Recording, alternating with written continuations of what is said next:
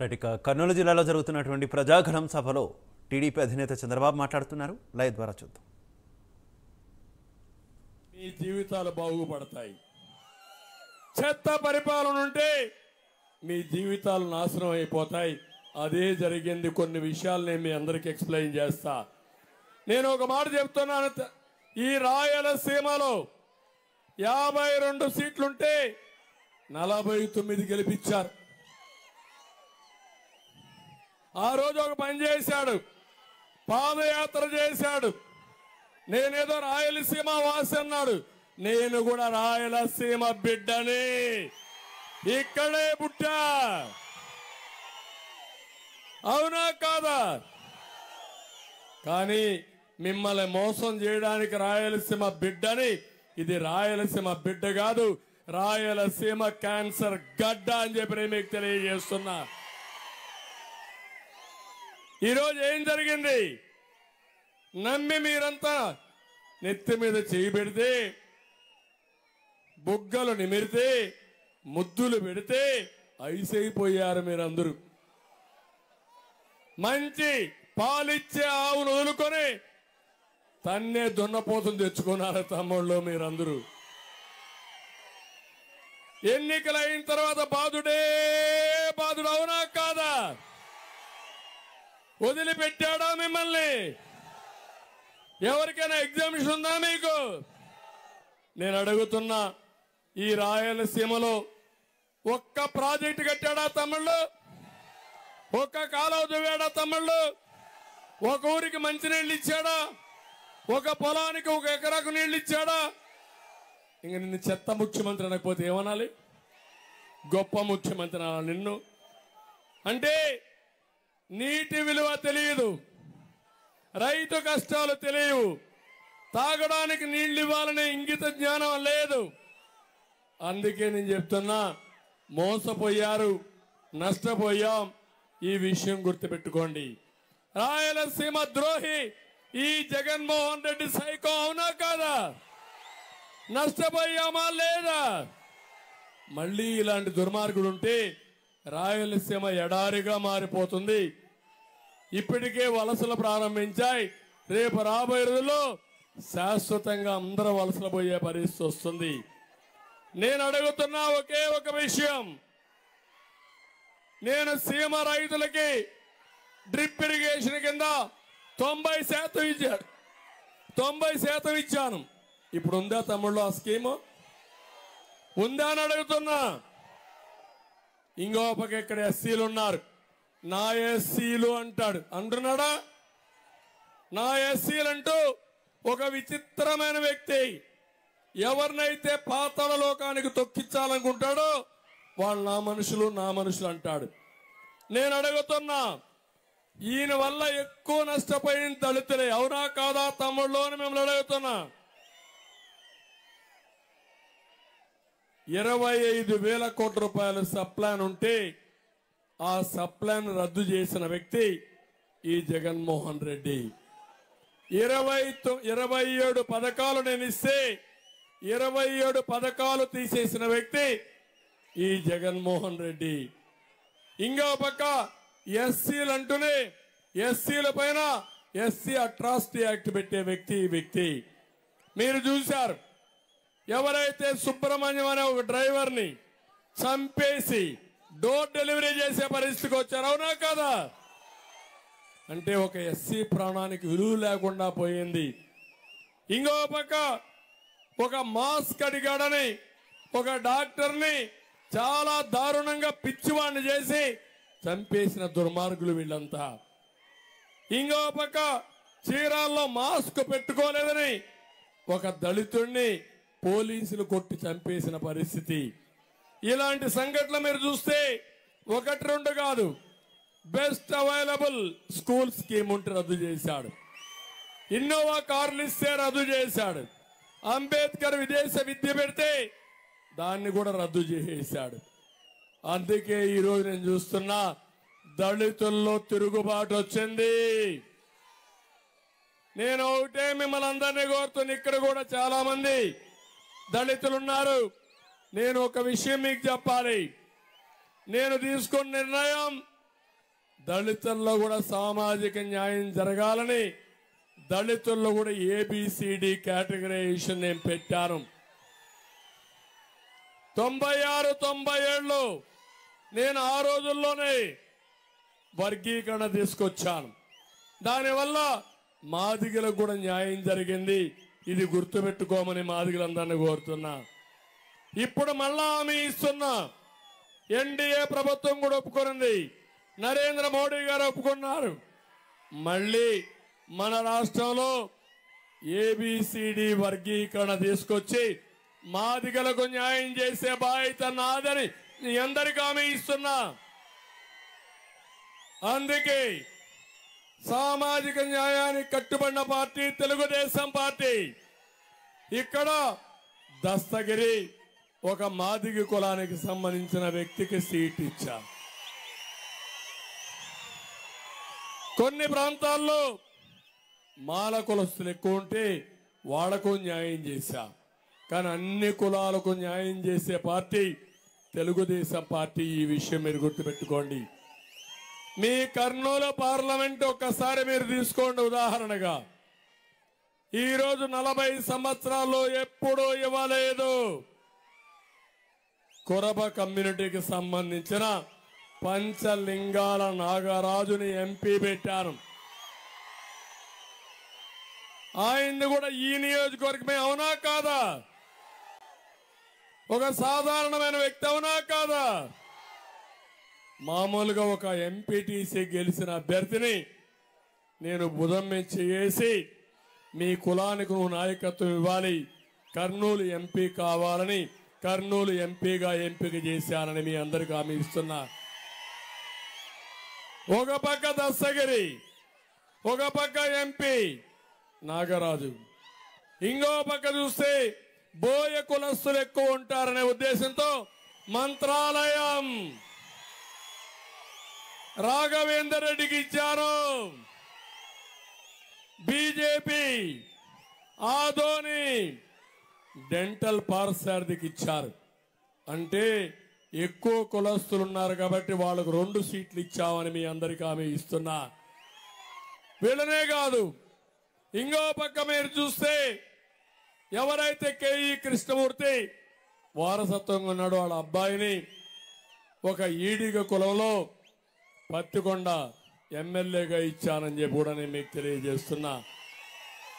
ఇంకో పక్క ఆలూరులో ఒక లింగాయత్ కమ్యూనిటీ ఇక్కడ ప్రిడామినెంట్ గా ఉంది.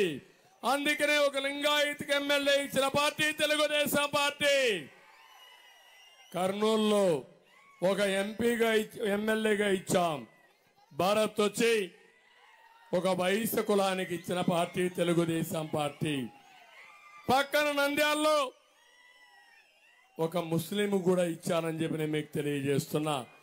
ఇప్పుడు అడుగుతున్నా నేను మిమ్మల్ని, నేను చేసిన సామాజిక సమీకరణ మీకు నచ్చిందా లేదా తమ్ముళ్ళు అని మిమ్మల్ని అడుగుతున్నా. నచ్చింది అంటే చేతుల తనపైకి. మీకు అర్థమైందా లేదా? ఇదే సైకో జగన్ రెడ్డి చేసింది. ముగ్గురికి ఒకే కమ్యూనిటీకి ఇచ్చాడు, అవునా కాదా?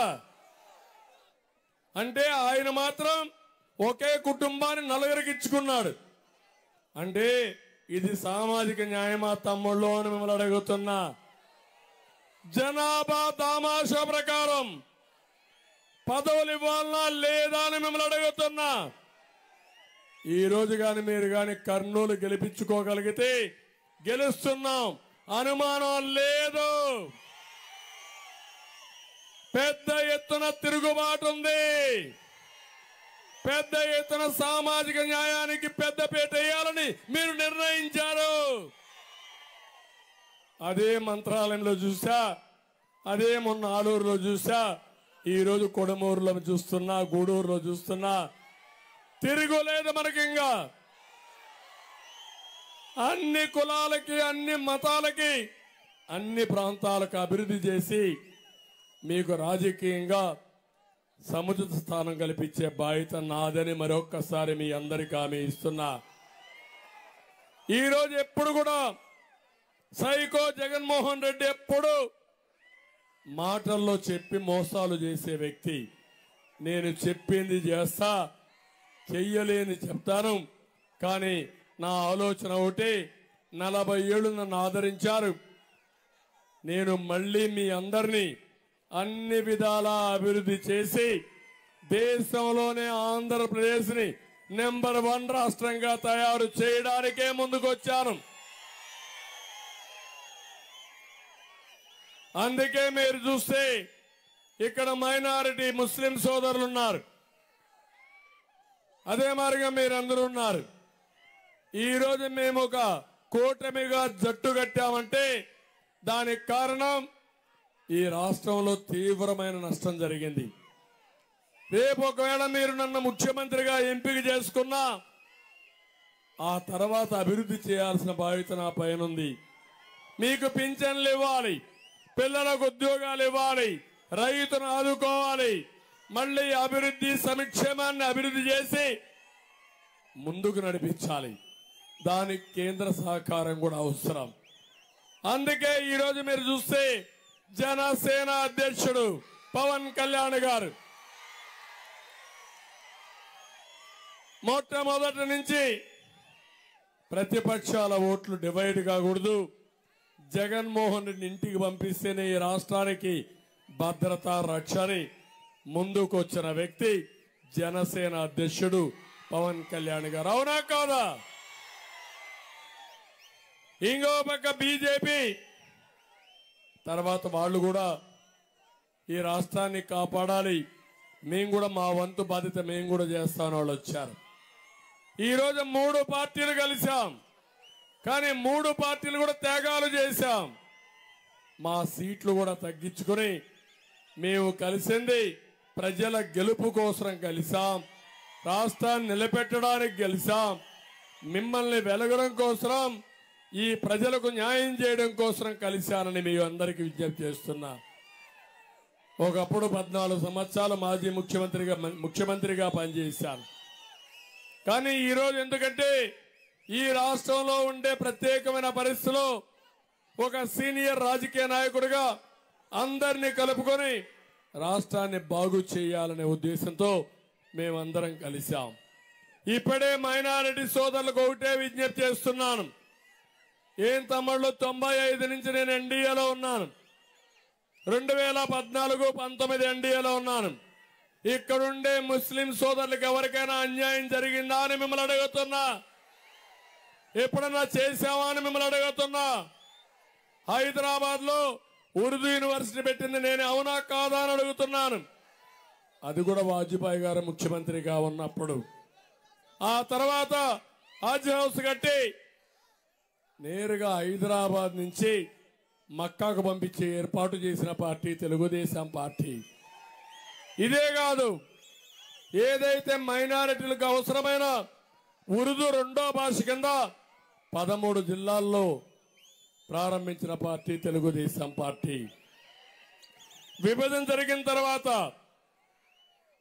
దుకాన్ और మకాన్ ఇచ్చాం, దుల్హాన్ ఇచ్చి ఆడబిడ్డలకు పెళ్లిళ్లు చేపించాం. 36,000 మందికి 136 కోట్ల రూపాయలు డబ్బులు ఖర్చు పెట్టి ఆడబిడ్డల పెళ్లిళ్లు చేపించిన పార్టీ తెలుగుదేశం పార్టీ. రంజాన్ తోఫా ఇచ్చాం, ఇమాములకి మౌజుములకి పారితోషికం ఇచ్చాం, ఫైనాన్స్ కార్పొరేషన్ పెట్టాం, వక్ఫ్ బోర్డు ఆస్తుల్ని కాపాడాం. ఈరోజు మీరు చూస్తే 14లో 4% రిజర్వేషన్ ఉన్నాయంటే, సుప్రీంకోర్టులో ఉందంటే అడ్వకేట్లు పెట్టి మీ తరపున వాదించిన పార్టీ తెలుగుదేశం పార్టీ, తెలుగుదేశం ప్రభుత్వాన్ని మా మైనారిటీ సోదరులకు హామీ ఇస్తున్నా. ఇప్పుడు మాట్లాడుతున్నాడు జగన్మోహన్ రెడ్డి సైకో, ఇంటింటికి వచ్చి విష ప్రచారం చేస్తున్నాడు. 4% ఉద్యోగాలు తీసేస్తామని. తీయం, అది అబద్ధం, అసత్యం. ఇప్పుడు నేను హామీ ఇస్తున్నా, మీ తరపున సుప్రీంకోర్టులో ఎంతమందిని కావాలన్న అడ్వకేట్లు పెట్టి తప్పకుండా రక్షించుకునే బాధ్యత నేనే తీసుకుంటానని మీ అందరికీ హామీ ఇస్తున్నా. ఇది కాకుండా మసీదులకు ఆర్థిక సహాయం చేసిన పార్టీ తెలుగుదేశం పార్టీ. మసీదులు కొట్టేస్తారని తప్పుడు ప్రచారం చేసే పరిస్థితికి వచ్చారు. నేను ఒకటి అడుగుతున్న మైనారిటీలకి, మీకు రక్షణ ఇచ్చిన పార్టీ తెలుగుదేశం పార్టీ, మీ మీద దాడులు చేసిన పార్టీ వైఎస్ఆర్ కాంగ్రెస్ పార్టీ. ఇక్కడే అబ్దుల్ సలాం ఏం తమ్ముళ్ళు, నంద్యాలలో ఏం జరిగింది తెలుసు కదా మీకు.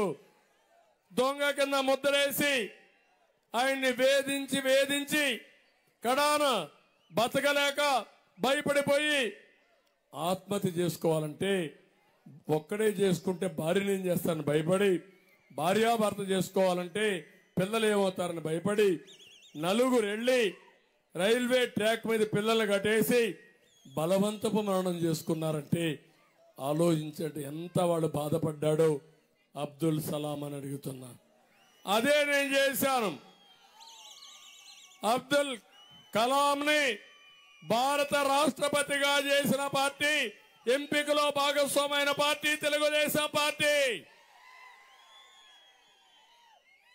ఉన్నతమైన పదవి. రైట్, ఇవి బులెటిన్ అప్డేట్స్. నమస్తే.